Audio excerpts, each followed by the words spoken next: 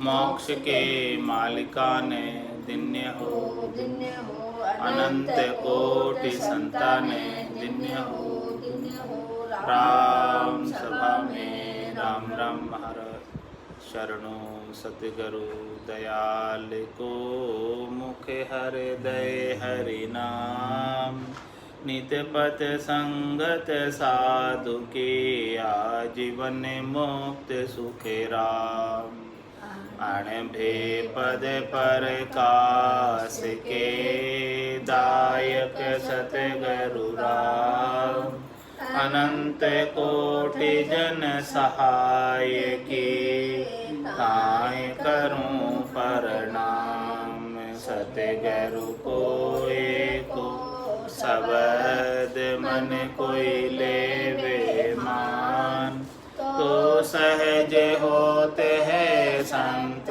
दास मुश्किल आसान भक्ति भक्त भगवंत गुरु चतुर नाम वपुए जिनके पद रज परसता नासत विघन अनेक सब धरती कागद करऊं सब वन कलम कटाय सात समुद्र शाही करऊं सतगुरु गुण लिख्या न जाय राम राम राम राम राम।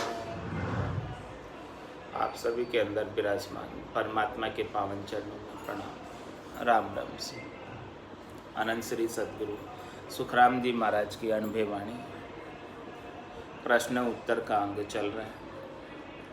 प्रश्न है बादल का घर कौन कहाँ से चाल रे आवे बीज चमके माय जाय किम माय समावे ज्ञान महल का नीव प्रेम घर कौन कहावे गोरखी की गुण माय मन गईयो कहाँ जावे सहज ध्यान गुरु ज्ञान संत सब कहाँ विराजे अनहद सुन सुख राम अखंड धुन कहाँ से बाजे। इन सब प्रश्नों का उत्तर महाराज फरमा रहे हैं कि क्या क्या प्रश्न है, पहले उन प्रश्नों को समझ लेते हैं फिर उत्तर की बात महाराज बताएंगे। बादल का घर कौन, कहाँ से चाल रहा, बादल जो आते हैं कहाँ से चल कर आते हैं, इनका घर कौन है, बादल कहाँ रहते हैं, बादल का निवास स्थान कहाँ है। बीज चमके माय जाए कि माय समा, बादलों के अंदर बिजली चमकती है और वो बिजली फिर कहाँ जाकर समा जाती है।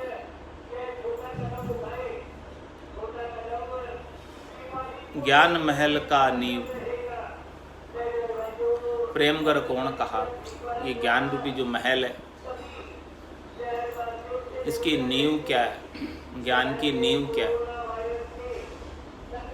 ज्ञान किसके ऊपर ठहरा हुआ है, किसके ऊपर आधारित है।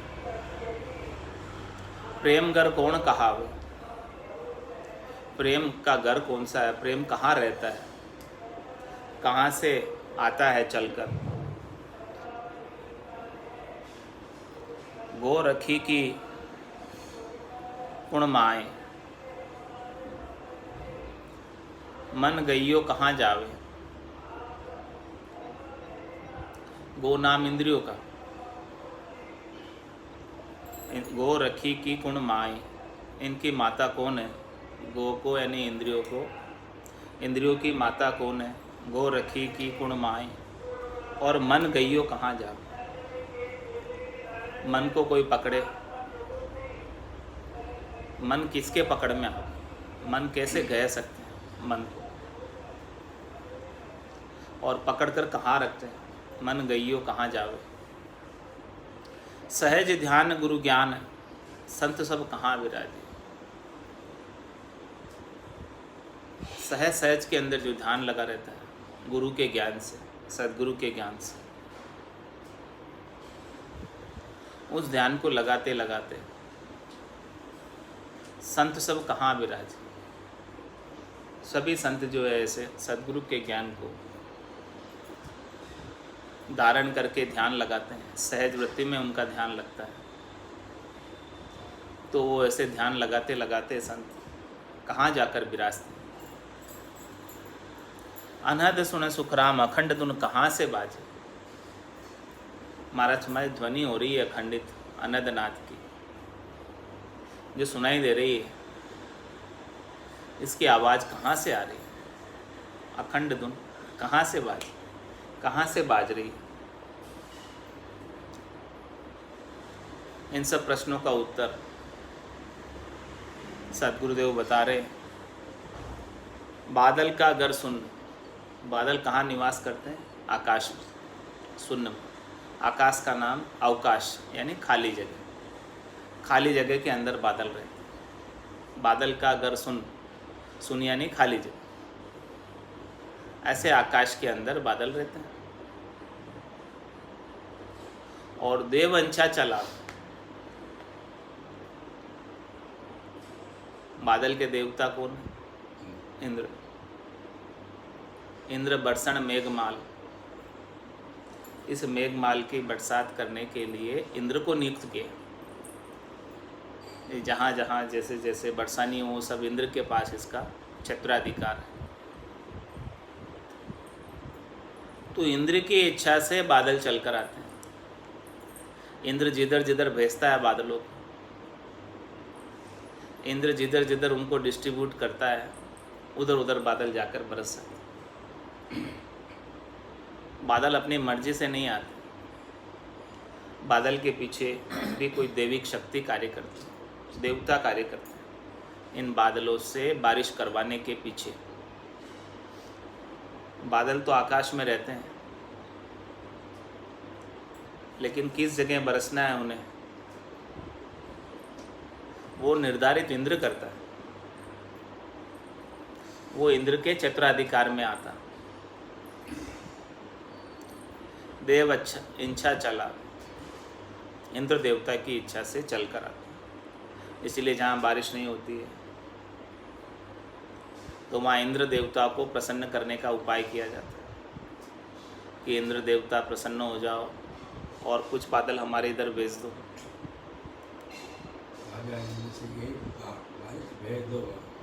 राजा इंद्र से यही पुकार, बारिश भेज दो भगवान। इस प्रकार से इंद्र को रिझाने के लिए अनेक यज्ञ होते थे। तो देवअंशा चलावे, ऐसे देवता की इच्छा से बादल आते। तो राजा इंद्र को, देवताओं का राजा है इंद्र, उसकी इच्छा से बादल आते हैं। तो उसको प्रसन्न करो, उसको रिझाओ, राजी करो, तो बादल आकर बरस जाएंगे। तो बादल का घर कौन कहाँ से चालर आवे? देव इच्छा से चल कर आते हैं।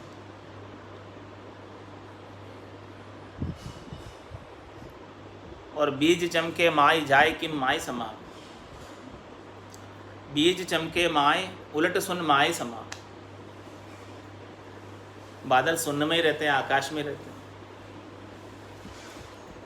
और आकाश के अंदर बादल जब आपस में टकराते हैं एक दूसरे से, तो उनके अंदर बिजली चार्ज हो जाती है, प्लस और माइनस, पॉजिटिव और नेगेटिव। जब इस प्रकार से पॉजिटिव और नेगेटिव आपस में दोनों फेस मिलते हैं, फेस और न्यूट्रल बादल के अंदर होता है, प्लस और माइनस जब मिलते हैं घर्षण से बादलों के आपस में, तो वहाँ बिजली उत्पन्न हो जाती है, आकाशीय बिजली, जिसकी चमक सबसे पहले दिखाई देती है। उसके बाद उसकी ध्वनि आती है।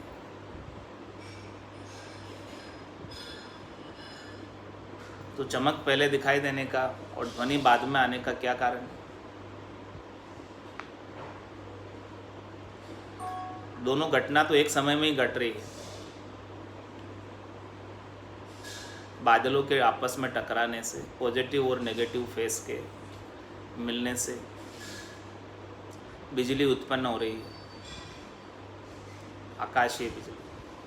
लेकिन प्रकाश की गति बड़ी तीव्र है,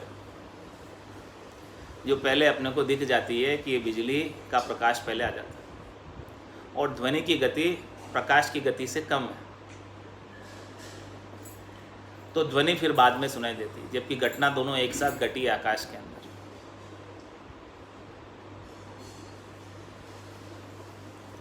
इस प्रकार से आकाश में उत्पन्न होती है और फिर वो आकाश में समा जाती है। शून्य में ही उत्पन्न होती है और शून्य में ही वापस समा जाती है बिजली।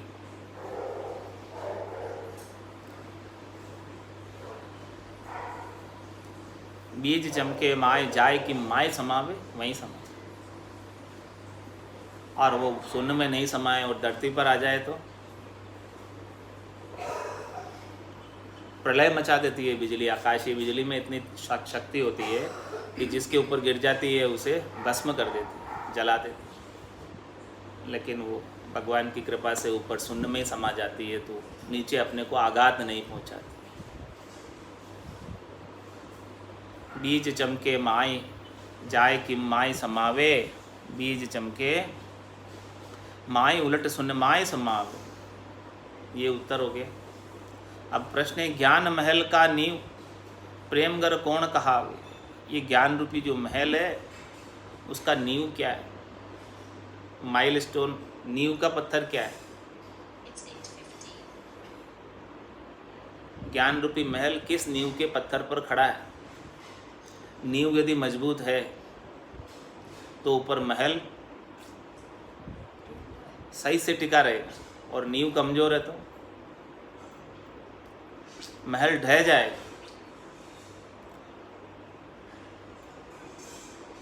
तो ज्ञान महल का नींव शील संतोष कही। शील और संतोष जो है ये ज्ञान रूपी महल की नींव है, नींव के पत्थर है। शील और संतोष जितना ज़्यादा होगा उतना ज्ञान रूपी महल टिकाऊ होगा, मजबूत होगा, ज्ञान दृढ़ होगा। शील और संतोष के अभाव में ज्ञान रूपी महल को गिरते देर नहीं लगेगी। थोड़ी सी हवा चली और गिर जाएगा, थोड़ा सा तूफान आया और गिर जाएगा, थोड़ा सा व्यवधान आया, थोड़ी सी परिस्थिति प्रतिकूल हुई और वो ज्ञान रूपी महल गिर जाएगा। यानी ज्ञान उस समय काम नहीं करेगा यदि शील और संतोष,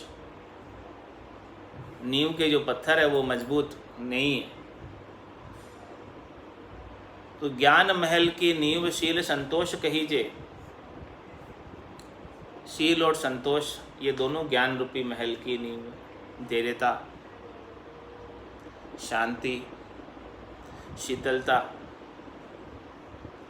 शील व्रत का पालन करना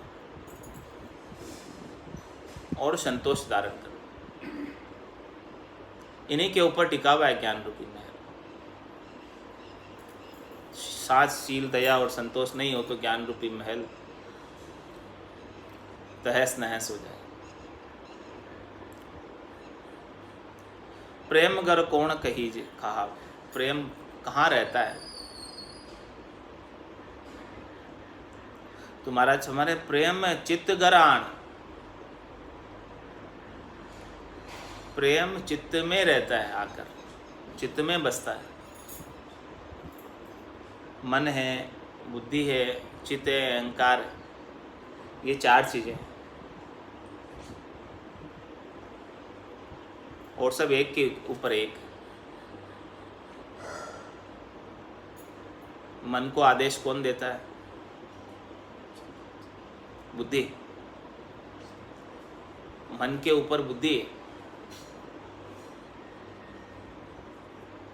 जैसी जिसकी बुद्धि है, समझ है, वैसे वैसे वो मन को आदेश देती है। और मन फिर आगे किसको आदेश देता है। 5 कर्मेंद्रियों को और 5 ज्ञानेंद्रियों। तो 5 कर्मेंद्रियों और 5 ज्ञानेंद्रियों का राजा कौन है। मन। और मन के ऊपर कौन। बुद्धि। और बुद्धि के ऊपर कौन। चित्त। और चित्त के ऊपर कौन। अहंकार। और अहंकार के ऊपर कौन। आत्मचेतन। और आत्मचेतन के ऊपर कौन। परमात्मा। इस प्रकार से श्रृंखला बनी हुई है, एक से ऊपर एक। तो इंद्रियों को आदेश मन देता है, मन को आदेश बुद्धि देती है, बुद्धि को आदेश चित्त देता है, और चित्त को आदेश अहंकार देता है। और इन सब को ये सब कार्य करते हैं जब तक आत्मचेतन होता है। आत्मचेतन के अभाव में ये कोई भी अपना कार्य नहीं कर पाता। और आत्मचेतन परमात्म चेतन का अंश है। ईश्वर अंश जीव अविनाशी, चेतन अमल सहज सुख राशि। तो महाराज माने प्रेम जो उपाया जाता है, प्रेम जो उत्पन्न होता है, और प्रेम कहाँ रहता है? चित्त के अंदर रहता है, जो मन और बुद्धि से दोनों से ऊपर है, जिसे हृदय स्थान भी कहते हैं। चित्त हृदय स्थान पर निवास करता है। चित्त का जो एरिया है वो हृदय स्थान, यहाँ पर भूचरी मुद्रा लगती है और प्रेम उत्पन्न होता है।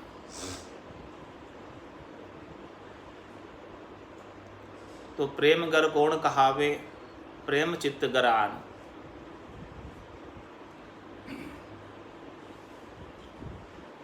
गो रखी की गुण माय, मन गइयो कहाँ जावे। मन को कहाँ जाकर गह सकते हैं, मन को कहाँ जाकर पकड़ सकते हैं। तो महाराज हमारे हैं कि मन त्रिकुटी गए लीजिए। मन को पकड़ने के लिए साधना करते करते खंड और पिंड से अलग ब्रह्मांड के एरिया में जो त्रिकुटी है वहाँ पर पहुँचेंगे, तब जाकर मन की गति ठहरेगी। इससे नीचे नीचे तो मन हावी रहता है, मन उसके ऊपर नहीं जा पाता। मन की दौड़ त्रिकुटी तक होती है, तो त्रिकुटी में ये मन पकड़ में आ जाता है, इससे ऊपर मन जा नहीं पाता। तो मन को गहना है, मन को पकड़ना है, तो वो त्रिकुटी में पकड़ में आता है, जो हद और बेहद की संधि है त्रिकुटी। त्रिकुटी से नीचे हद है और त्रिकुटी से ऊपर बेहद है। तो हद तक तो मन का जोर लगा रहता है, हद से बाहर जाते हैं तब मन का, बेहद के अंदर मन का जोर कम पड़ जाता है, और बेहद से ऊपर तो मन जा ही नहीं पाता। कोई हद और बेहद को दोनों को लांग गया तो मन से भी उपराम हो गया, अब मन का जोर चले नहीं। जब तक हद में रहते तब तक तो मन का जोर जबरदस्त चलता है, और हद से कोई बेहद में चला जाता है साधना करते करते, तो मन का जोर कम पड़ जाता है, ढीला हो जाता है, मन पांगड़ा हो जाता है। और कोई बेहद को भी लांग कर अगम में चला जाता है तो वहाँ तो मन मर ही जाता है। फिर तो मन रहता ही नहीं है, उसकी इच्छा अपनी कुछ रहती नहीं है, मनोरथ कुछ रहता ही नहीं है, मनोकामना संकल्प विकल्प कुछ भी नहीं रहता। इसीलिए महाराज फरमा रहे, मन को मार मरेगा सोई, परम धाम में वासा हुई। परम धाम में वासा प्राप्त करना है तो जीते जी इस मन को मारना पड़ेगा। तो हद की करनी और क्रियाकलापों से तो मन मरने वाला नहीं, और बेहद से भी मरने वाला नहीं, वहाँ कमज़ोर पड़ जाता है लेकिन पूर्णतया नहीं मरता। हद को लांग गयो बेहद में, तो ही रीतो फिर आए, वहाँ से भी रीता फिर के आने की रीत है, जब तक कि वो अगम देश में नहीं चला जाए। तो अगम देश के तो सद्गुरु ही ले जा सकते हैं। अगम देश का सद्गुरु यदि शब्दा मार मचावे, सूता हंस सुन सुन जागे, जे सद्गुरु पद पावे। इस प्रकार से जो जागृत हो जाता है, चेतन हो जाता है सद्गुरु के ज्ञान में, वही इस मन के एरिया से बाहर होकर सद्गुरु पद में जा पाता है, गुरुपद देश में जा पाता है, आनंद पद में जा पाता है। तो मन गइयो कहाँ जावे, मन को कहाँ पकड़ा जा सकता है? मन महाराज फरमा रहे हैं कि त्रिकुटी के एरिया में पकड़ सकते हैं मन को। वहाँ जाकर मन जो है पांगड़ा होता है, कमज़ोर होता है। त्रिकुटी के एरिया में जब शब्द ब्रह्म का भारी लील विलास सुख विलास आता है, आनंद आता है, तो मन जो है शब्द रूप रस गंध स्पर्श की आसक्ति को छोड़कर आनंद लेने में लग जाता है। त्रिकुटी में सब प्रकार के शब्द ब्रह्म के चैन प्रकटते हैं, सुख विलास प्रकटते हैं, लील विलास प्रकटते हैं, ज्योति उजाले भी प्रकटते हैं, अनेक प्रकार की अनंतनाथ की दुनिया भी खुल जाती है। तो इन सब के अंदर मन को आनंद आने लगता है, तो मन अपना स्वभाव छोड़ देता है नीचे जाने का। शब्द रूप रस गंध स्पर्श शरीर संसार के सुखों का स्वाद लेना मन छोड़ देता है। मन को ये सब स्वाद फीके लगने लगता है, तो फिर मन इंद्रियों को आदेश देता नहीं, क्योंकि मन वहाँ लग गया। कहाँ? घट पटचों जो त्रिकुटी के अंदर प्रकट हो रहे हैं शब्द ब्रह्म के माध्यम से। मन को भी जब आनंद आने लगा, मन जब लग गया, तब काम बनता। तो वो घटपटचों के आनंद के बिना मन लगता नहीं। जब तक घटपटचे हुए नहीं ऐसे त्रिकुटी के अंदर, तब तक मन लगे नहीं। ऐसा सुख आए तो मन लगा कर भजन कर। तो मन गइयो कहाँ जावे, इस प्रकार से मन को त्रिकुटी गए लीजिए। त्रिकुटी के अंदर ही सुख लील विलास से ये मन काबू में आता है, मन हबर में आता है, मन अपनी गति को स्थिर कर लेता है वहाँ जाकर। क्योंकि ऐसे विलक्षण घटपटचों के आनंद जब भीतर के चक्षुओं से दृष्टिगोचर होते हैं, तब मन जो है शब्द रूप रस गंध स्पर्श की आसक्ति को छोड़ता है, इसके बिना नहीं छोड़ता।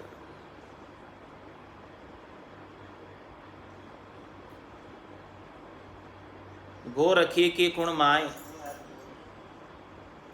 महाराज फरमा रहे हैं कि गोरख अंछा पूत।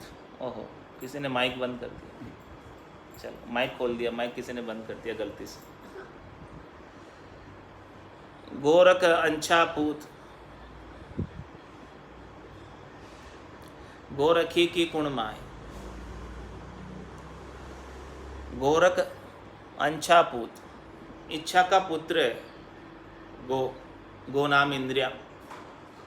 अपने मन के भीतर इच्छा होती है कुछ भी, तब ये मन आदेश देता है इंद्रियों को, इच्छा के बिना आदेश नहीं देता।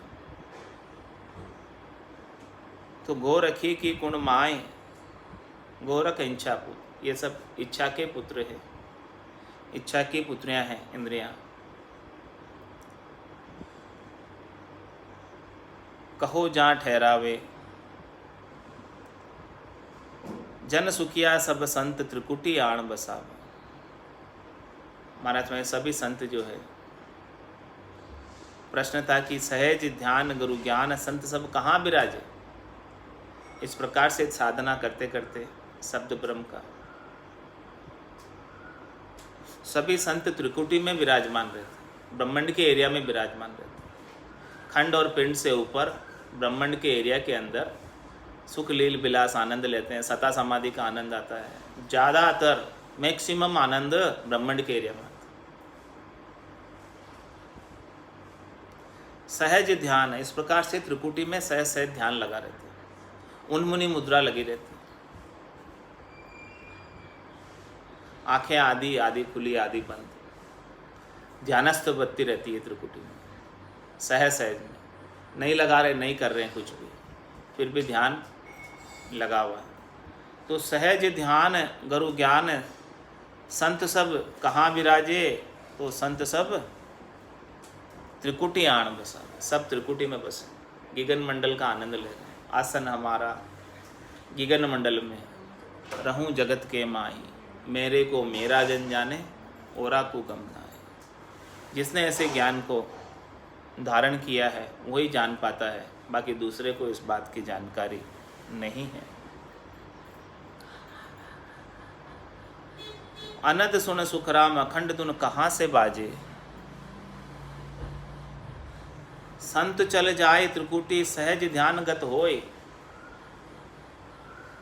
जन सुखिया अणभे धनी, वहाँ आनंद बाजे। जो प्रश्न था कि अखंड धुन कहाँ से बाजे, अनद नाद की अखंड की धुन कहाँ से बाज रही है और किसके बाज रही है और क्यों बाज रही है, इसका कारण क्या है। ए जी सुनता हो गुरु ज्ञानी, गिगन में भंवर गुंजारा बे। ऐसी गिगन मंडल में भंवरों की गुंजार हो रही है। ऐसे सद्गुरु के ज्ञान को धारण करने वाले साधकों, आप सुनते हो क्या ऐसी धुनी को, पूछ रहे महाराज। ए जी यानी कहो बताओ, ए जी सुनता हो, प्रश्न कर रहे महाराज। ए जी सुनता हो गुरु ज्ञानी, गुरु ज्ञानी मतलब जिसने ऐसे ज्ञान को धारण किया वो गुरु ज्ञानी। गुरुपद देश के ज्ञान को जिसने धारण किया वो गुरु ज्ञानी। ए जी सुनता हो गुरु ज्ञानी, गगन में भंवर गुंजारा हो। सुनते हो कि नहीं सुनते हो? महाराज पूछ रहे।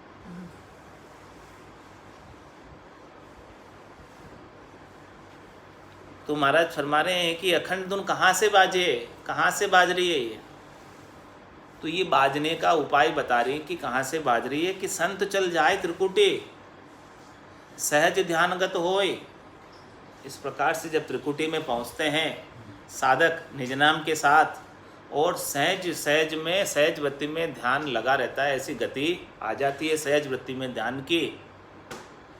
जन सुखिया अणबे धनी, महाराज फरमा रहे कि वहाँ पर उनको ऐसा अनुभव होने लगता है, वो अणबे का धन प्राप्त हो जाता है, ऑटोमेटिक गेबव वाला। और वहाँ आनंद बाजे जो है, वहाँ आनंद बाजते। ये घटपटचों का ज्ञान अणबे ज्ञान, घटपटचों का अनुभव, घट के भीतर होना अणबे धनी। यानी अणबे धनी मतलब ऐसा घटपटचों का अनुभव आपके घट के भीतर हो रहा है, वो अणबे धनी। जिसके हो रहा है वो अणबे धनी, जिसके नहीं हो रहा वो अणबे धनी नहीं है। जन सुखिया अणबे धनी, जो अणबे का धनी है, जिसके अणबे ज्ञान घट के भीतर घटपटचों का अनुभव हो रहा है, वहाँ आनंद बाजी जो उसके आनंद बाजती है त्रिकुटी में। संत चल जाए त्रिकुटी, सहज ध्यान गतोय। उस समय फिर जब ध्वनि हो रही है अनंतनाथ की, तो वो सहज सहज में उसका ध्यान लग जाता है ध्वनि से। ध्वनि सुनता सुनता ध्यान लगा रहता है सहज सहज में। फिर तो ऐसी स्थिति आ जाती है कभी कभी, निरखत निरखत गगन को सबे चैन मिट जाए, जो नरकों सुखराम के नींद ग्राह्य आए। फिर तो ऐसी स्थिति हो जाती कि कोई जैसे बहुत गहरी नींद आ गई हो और गहरी नींद से निकल कर आया हो। ऐसा बड़ा सुख का लील विलास का अनुभव होता है सुन समाधि में।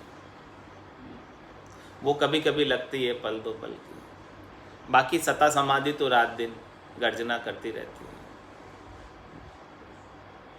सता समाध रात दिन होई, मुख सांसा सिमरन नहीं कोई। मुख से श्वासों से सिमरन नहीं कर रहे, फिर भी सहज सहज के अंदर सता समाधि का ध्वनि सुनाई दे। तो अखंड धुन कहाँ से बाजे?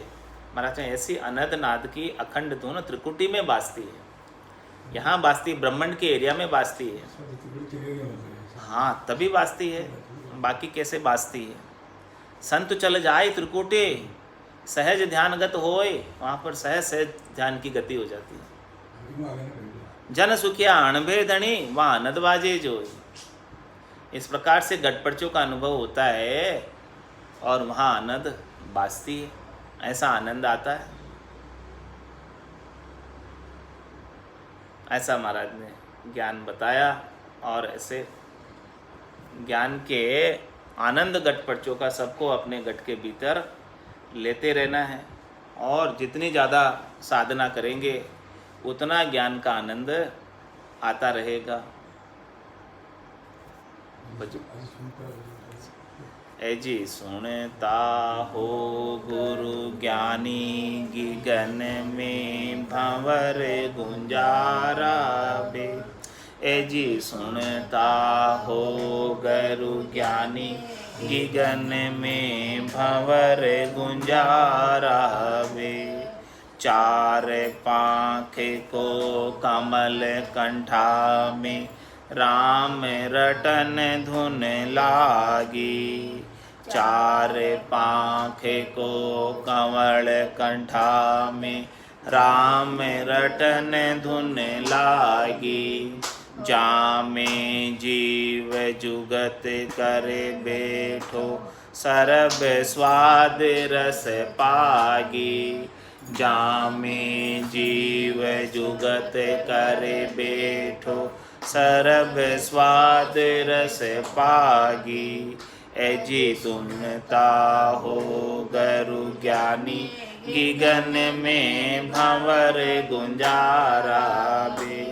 ए जी सुनता हो गुरु ज्ञानी, गगन में भंवर गुंजारा बे। अष्ट पाँख कमल दल हृदय जहाँ शिव आसन होई।